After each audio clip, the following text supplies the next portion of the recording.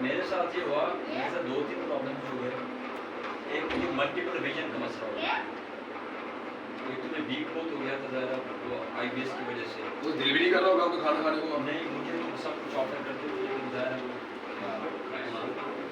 مجھے 5 لوگ نظر آتے تھے جس سے مجھے چھوڑا گیا نا.